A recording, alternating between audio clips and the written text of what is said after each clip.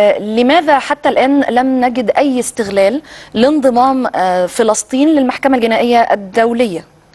لا يعني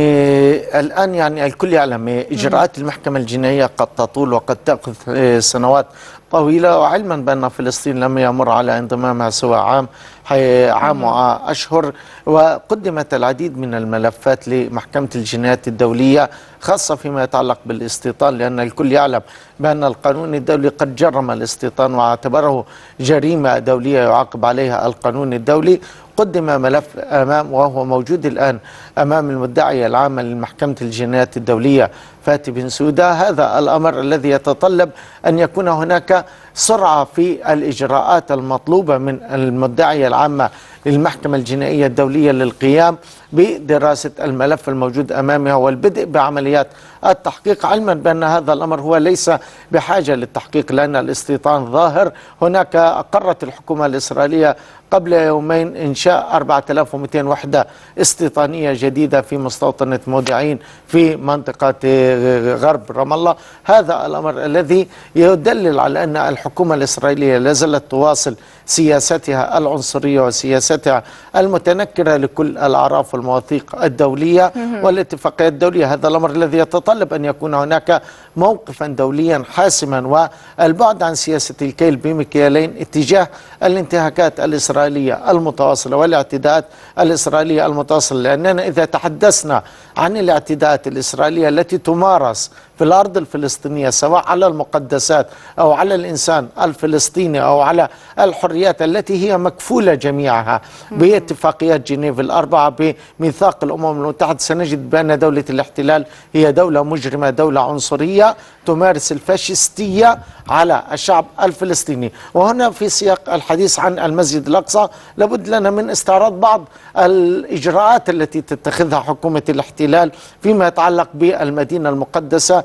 في محاولة لتفريغها من سكانها الأصليين وعزلها عن طمس المعالم الإسلامية، تهويدها وعزلها عن محيطها العربي والإسلامي بإجراءات متعددة تبدأ من بلدية الاحتلال مرورا بقوات الاحتلال سواء جيش الحرب الصهيوني الذي يحمي قطعان المستوطنين. عندما نتحدث بالأمس وقبل أمس عندما دخل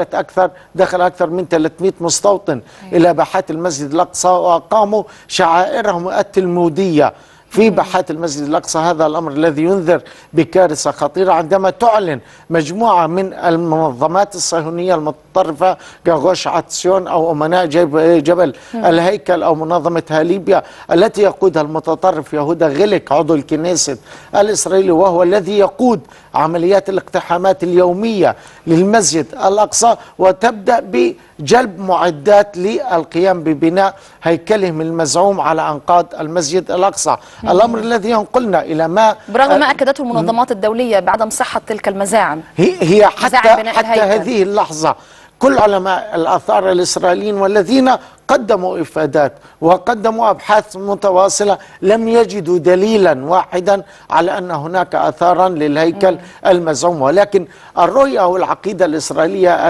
الراسخة في النفس الإسرائيلية كيفية خلق المنطقة وجر المنطقة إلى حرب دينية جديدة تتمثل هذه الحرب بأن يتم هدم المسجد الأقصى وإقامة الهيكل المزعوم على أنقاض هذا المسجد. ونجد مجموعة من الإجراءات التي اتخذتها الحكومات الإسرائيلية والمنظمات الصهيونية التي تتلقى دعما وتمويلا كاملا من قبل الحكومة ومن قبل بعض المنظمات في